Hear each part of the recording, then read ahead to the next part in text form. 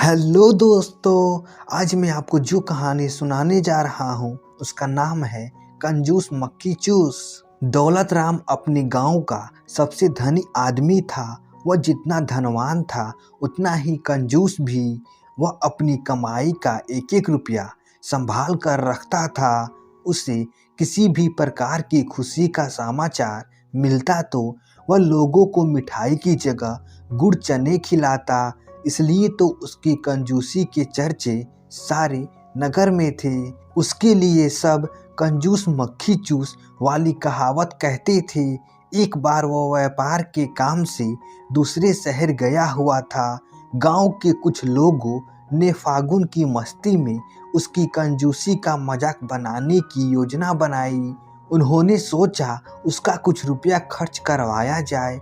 गांव का एक समझदार युवक अपने साथियों के साथ सेठ जी की हवेली पहुंच गया। सेठानी अच्छा व्यवहार एवं थोड़ा बहुत खर्च करने वाली महिला थी। उन्हें देखते ही सेठानी ने सबकी अच्छी आवभगत करने के साथ जलपान की बढ़िया व्यवस्था भी की। बातचीत का सिलसिला चला तो सेठानी ने पूछा, आज आप सब इस गरीब की हवेली में कैसे पधारे? गरीब की हवेली? सेठानी जी, ये बात कुछ हजम नहीं हुई। गरीब की तो झोपड़ी होती है, आप तो हवेली वाले हैं। हवेली वाले तो अमीर होते हैं, अमीर। उस युवक ने सेठानी को चने के झाड़ पर चढ़ाते हुए कहा।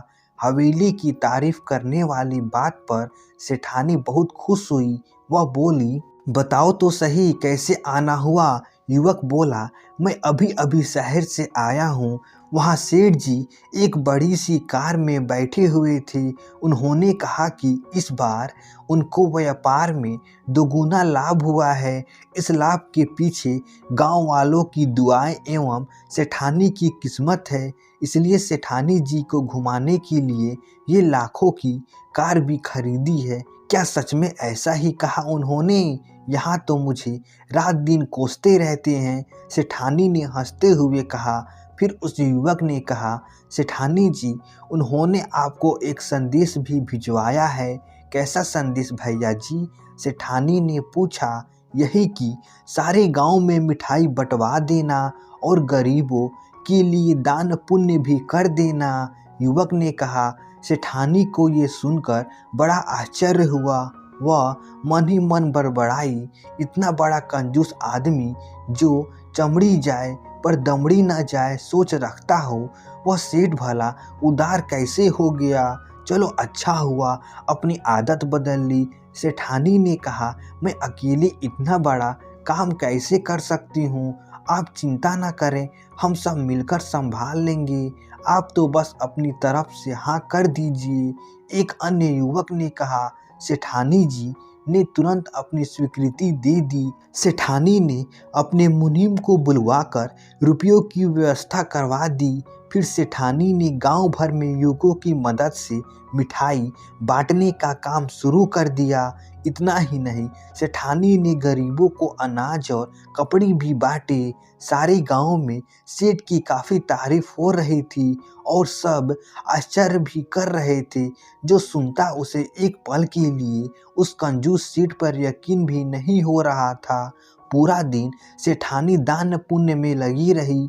उसी समय सेठ दौलत राम जी आ गए। उनके आते ही लोगों ने सेठ जी की शान में जय जयकार के नारे लगाने शुरू कर दिए। सेठ दौलत राम को बड़ा अचंभा हुआ। उसकी हवेली के सामने बहुत भीड़ जमा थी। उसको जय जयकार का कारण समझ नहीं आ रहा था, लेकिन वह मन ही मन समझ गया था कि हो ना हो दाल में कुछ काला जरूर है। सेठ तुरंत सेठानी को हवेली में ले गया और पूछा, ये क्या नाटक चल रहा है? नाटक? आप इसे नाटक कह रहे हैं? आपने ही तो ये सब करने का संदेश भिजवाया था। सेठानी ने जवाब दिया। संदेश? कैसा संदेश? मैंने किसी को कोई संदेश नहीं भेजा, सेठ ने झल्लाते हुए कहा। सेठानी ने बताया, गांव के कुछ लोग आए थे। उन्होंने बताया कि आपको व्यापार में दोगुना लाभ हुआ है और मेरे लिए आपने कार भी खरीदी है। इसलिए सारे गांव के गरीबों को दान पुण्य करना है। बाकी लोगों को मिठाई भी देनी है, बस मैं तो आपके आदेश का पालन कर रही थी। उसकी बातें सुन कंजूस सेठ का सिर चकराने लगा। वो अपने आप को संभालते हुए बोला, पागल औरत, गांव के युवकों ने हमको मूर्ख बनाया है। आज 1 अप्रैल है। 1 अप्रैल? मैं कुछ समझी नहीं। सेठानी ने पूछा। हाँ हाँ, आज 1 अप्रैल है, जिसे मूर्ख दिवस या अप्रैल फूल भी कहते हैं। सेठ दौलत राम ने माथा पकड़ते हुए कहा। गांव के युवकों की मंडली हवेली के बाहर खड़ी हंस रही थी। तो दोस्तों, आशा करता हूँ यह कहानी आपको अच्छी लगी होगी। ऐसे ही मज़ेदार कहानी सुनने के लिए हमारे चैनल को सब्सक्राइब कर दीजिए।